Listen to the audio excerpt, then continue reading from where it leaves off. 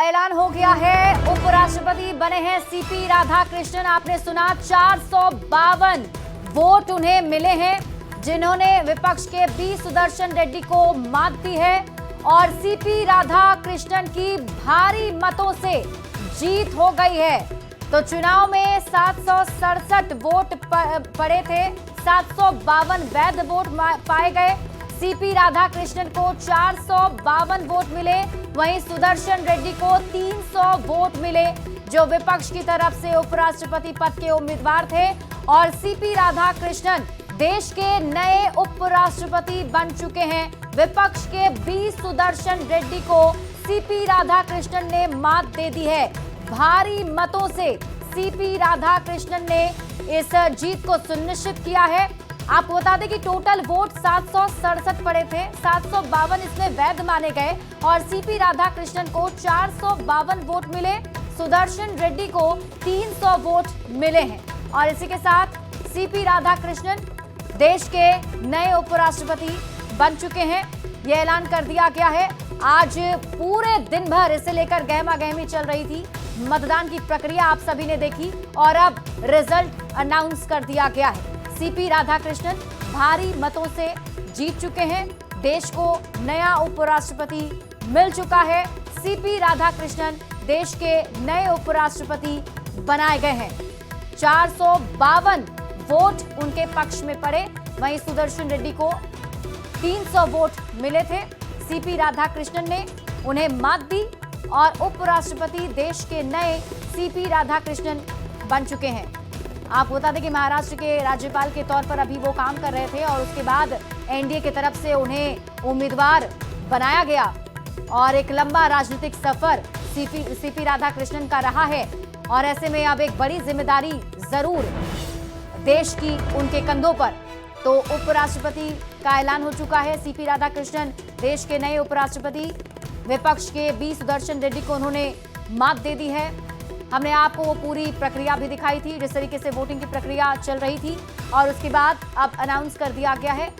देखिए, 767 total vote पड़े थे, जिसमें 752 वैध पाए गए और 452 वोट सीपी राधाकृष्णन के पक्ष में थे। सुदर्शन रेड्डी को 300 वोट मिले हैं।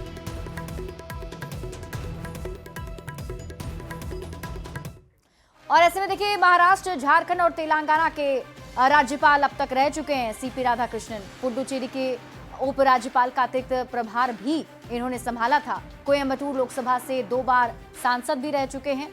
और सीपी राधाकृष्णन की जो राजनीतिक सफर है वो काफी लंबी है। 2004 से 2007 तक तमिलनाडु बीजेपी के प्रभारी भी थे। 2020 में भी उन्हें एक बड़ा प्रभार दिया गया था और महाराष्ट्र, झारखंड, तेलंगाना के राज्यपाल के तौर पर काम कर चुके हैं। पुडुचेरी के उपराज्यपाल का अतिरिक्त कार्यभार भी उन्होंने संभाला था। कोयम्बटूर लोकसभा से 2 बार सांसद रह चुके हैं सीपी राधाकृष्णन। 2004 से 2007 तक तमिलनाडु बीजेपी के अध्यक्ष थे। वहां पर उन्हें स्टैब्लिश करने में एक बड़ा योगदान इनका माना जाता है। तमिलनाडु में बीजेपी के लिए सियासी जमीन तलाशना एक बड़ी चुनौती थी और सीपी राधाकृष्णन को ये श्रेय जाता है कि बीजेपी को वहां उन्होंने स्टैब्लिश किया था। और साथ ही साथ ये तस्वीरें आपकी टीवी स्क्रीन पर हम लगातार आपको दिखा रहे हैं। ये जश्न की तस्वीर है, ये खुशी की तस्वीर है। एनडीए के जो सभी सांसद हैं, उन सभी की तरफ से पहले से भी कहा जा रहा था कि जीत सीपी राधाकृष्णन की होगी। और पूरी वोटिंग प्रक्रिया कंप्लीट होने के बाद अब जब रिजल्ट का अनाउंसमेंट हुआ है तो उसके बाद ये खुशी एनडीए सांसदों में, क्योंकि सीपी राधाकृष्णन जो एनडीए के उम्मीदवार हैं वो जीत चुके हैं उपराष्ट्रपति देश के अगले सीपी राधाकृष्णन। और जश्न की तस्वीर आप देखें किस तरीके से ढोल नगाड़े जो हैं वो बजाए जा रहे हैं। ढोल नगाड़ों के साथ जश्न को सेलिब्रेट करते हुए एनडीए के नेता, क्योंकि सीपी राधाकृष्णन एनडीए के उम्मीदवार थे और बी सुदर्शन रेड्डी इंडिया गठबंधन के उम्मीदवार थे। सीपी राधाकृष्णन ने उन्हें मात देते हुए जीत दर्ज कर ली है और देश के नए उपराष्ट्रपति सीपी राधाकृष्णन बने हैं।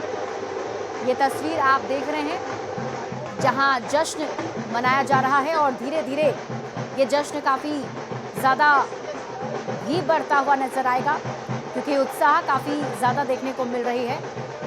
और हम सीपी राधाकृष्णन के बारे में आपको जानकारी दें तो सीपी राधाकृष्णन कोयम्बटूर लोकसभा से 2 बार सांसद रह चुके हैं। तमिलनाडु में बीजेपी को एस्टैब्लिश करने में इनका काफी अच्छा योगदान माना गया है। 2004 से 2007 तक बीजेपी के अध्यक्ष तमिलनाडु में थे और अभी फिलहाल महाराष्ट्र में राज्यपाल के तौर पर काम कर रहे थे। झारखंड तेलंगाना के भी पहले राज्यपाल रह चुके हैं। पुडुचेरी के उपराज्यपाल का अतिरिक्त कार्यभार भी इन्होंने देखा है।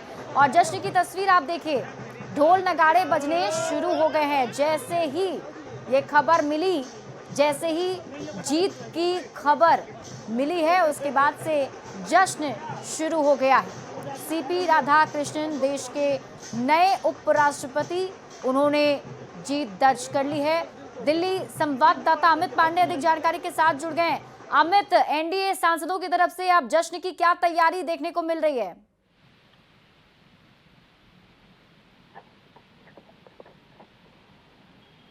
अमित, आप मुझे सुन पा रहे हैं?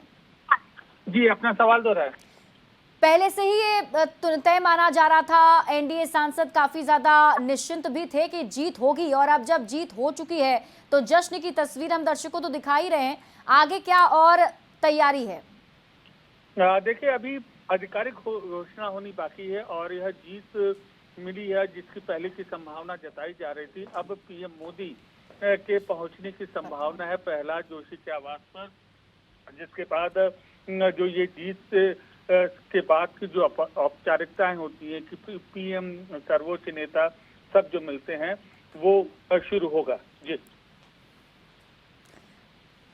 तो सीपी राधाकृष्णन की तरफ से कुछ अब तक कहा गया, कोई बयान अब तक सामने आया एनडीए की तरफ से? आपके कॉल को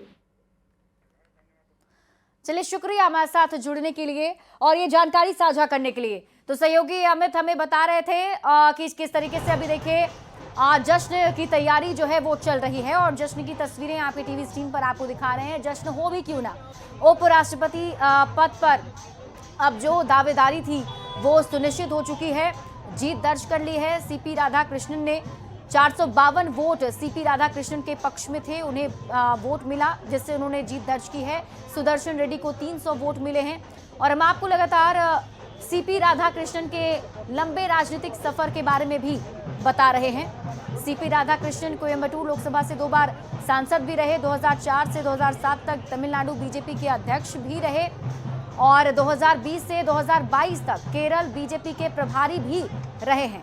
महाराष्ट्र, झारखंड और तेलंगाना के राज्यपाल भी सीपी राधाकृष्णन रह चुके हैं। पुडुचेरी के उपराज्यपाल का अतिरिक्त कार्यभार भी सीपी राधाकृष्णन ने संभाला है।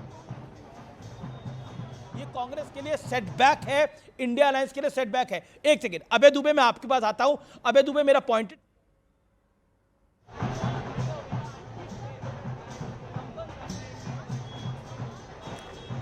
तो अब जीत के बाद जश्न की तैयारी है और उसी जश्न की शुरुआत हो चुकी है।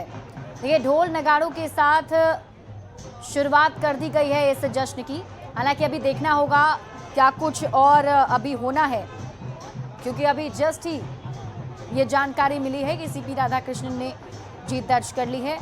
चुनाव की पूरी प्रक्रिया कंप्लीट होने के बाद ये अनाउंसमेंट किया गया है और अब देखिए सांस्कृतिक कार्यक्रम भी यहाँ पर जारी है और सभी जो एनडीए के नेता हैं उनमें उत्साह देखने को मिल रहा है। तो बड़ी खबर आपको बता रहे हैं, उपराष्ट्रपति पद का चुनाव संपन्न हो चुका है, रिजल्ट आ चुका है। सीपी राधाकृष्णन एनडीए के उम्मीदवार जीत चुके हैं।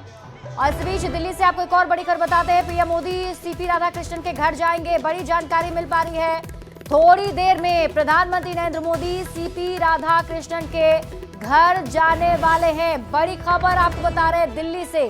तो पीएम मोदी सीपी राधाकृष्णन के घर जाएंगे। देश के नए उपराष्ट्रपति सीपी राधाकृष्णन के घर प्रधानमंत्री नरेंद्र मोदी थोड़ी देर में जाने वाले हैं। और आपको बता दें कि विपक्ष के 15 एमपी ने क्रॉस वोटिंग की है। जो बड़ी जानकारी आपको दे रहे हैं और अभी जानकारी मिल रही है कि पीएम मोदी सीपी राधाकृष्णन के घर जाने वाले हैं। जाहिर सी बात है, बधाई प्रधानमंत्री नरेंद्र मोदी सीपी राधाकृष्णन को देंगे। और बड़ी खबर यह भी है कि विपक्ष के 15 एमपी ने क्रॉस वोटिंग की है। तो इस वक्त की बड़ी खबर आपको दिल्ली से बता रहे हैं, प्रधानमंत्री नरेंद्र मोदी अब से थोड़ी देर बाद सीपी राधाकृष्णन के घर जाने वाले हैं और जानकारी ये भी है कि अब से थोड़ी देर बाद पीएम मोदी उनके आवास पर पहुंचेंगे, मुलाकात होगी।